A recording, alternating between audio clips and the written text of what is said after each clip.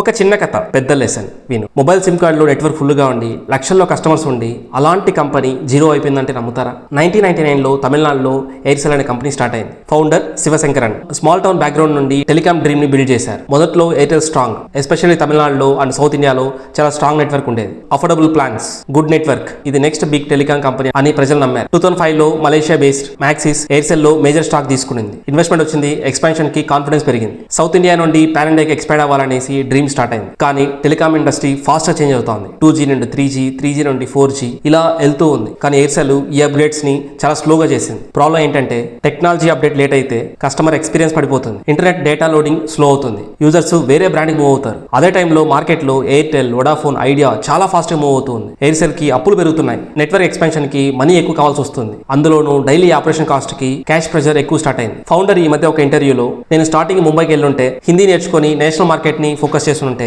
Aircel direction వేరే లెవెల్లో ఉండేది అన్నట్టు చెప్పారు. 2016లో లాస్ట్ హోప్ రిలయన్స్ కమ్యూనికేషన్స్ తో మెర్జ్ అయినట్టుగా డిస్కషన్ స్టార్ట్ అయ్యాయి. కానీ డీల్ ఫెయిల్ అయింది. Same year Reliance Jio entry. ఇంకా స్టోరీ మీకు తెలిసిందే. Free calls, cheap data, price war start అయింది. ఎయిర్సెల్ కి సర్వే అవ్వడం ఇంపాసిబుల్ అయింది. రెవెన్యూ కొలాప్స్ అయ్యాయి. డిఫరెంట్ సర్కిల్స్ లో సర్వీసెస్ ని స్లోగా స్టాప్ చేశారు. 2018లో ఎయిర్సెల్ బ్యాంక్రప్సీ ఫైల్ చేసింది. Network of. మొబైల్లో ఎయిర్సెల్ సిమ్ కార్డ్ ప్లేస్ లో వేరే సిమ్స్ వచ్చాయి. స్టోరీ ఏంటి? మార్కెట్ చేంజ్ ని కాంపిటీటర్స్ తో పాటు మనము ఫాస్ట్ గా అప్డేట్ అవుతూ ఉండాలి. అలా అప్డేట్ కాకపోతే ఎలాంటి పెద్ద బ్రాండ్ అయినా సరే సర్వే అవ్వడం చాలా డిఫికల్ట్.